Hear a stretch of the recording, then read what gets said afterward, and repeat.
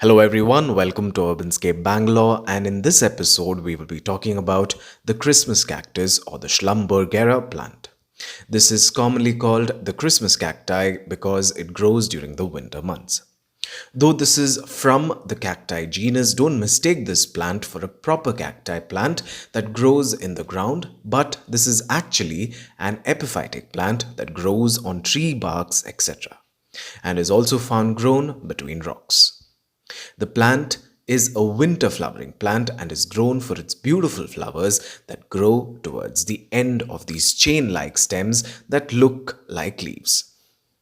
I most probably think this is the truncata type, which means that these stems look like they have been cut off. This is a native of tropical Brazil. So I got this plant from Kunur, and it looks like it either has finished flowering or has not flowered like how it should flower with those beautiful blooms at the end. I only see these reddened stems which don't look like flowers to me. So we will most probably pause here on the flowering bit of this plant in this part 1 of this episode and just look at some basic care tips. So let us first talk about potting soil. So make sure that this plant gets a very well-draining mix of sand, compost and a little bit of charcoal pieces, or any bark piece would also work. If you have coconut husks, that can be used as well.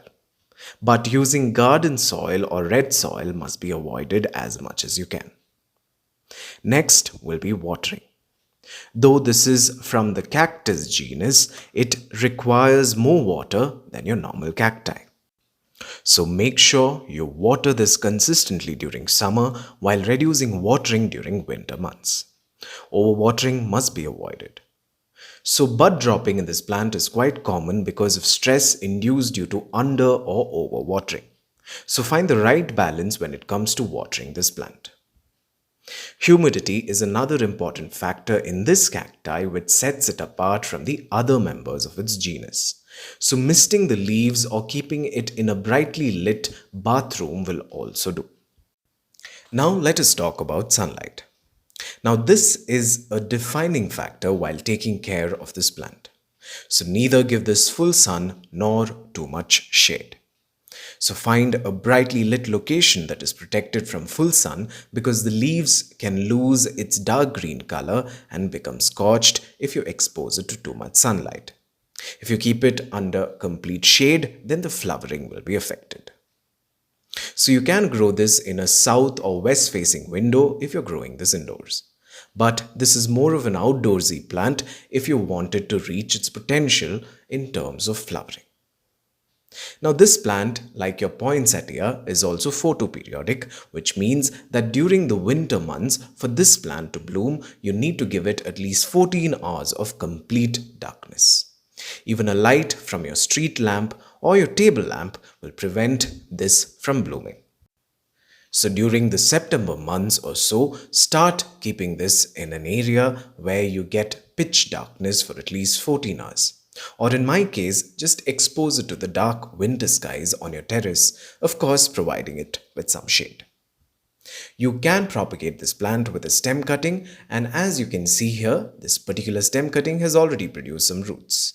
So either insert it in a well-draining soil mix or lay it on its belly like this and you will get new saplings very soon.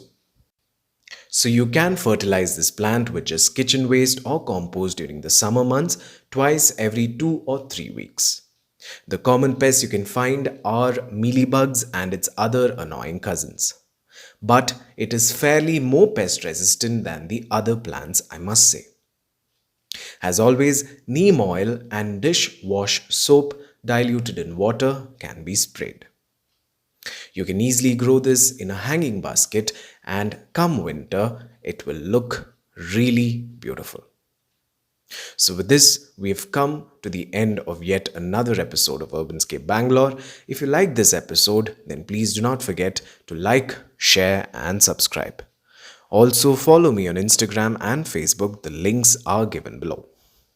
So thank you for watching, and until we meet again, a very warm goodbye.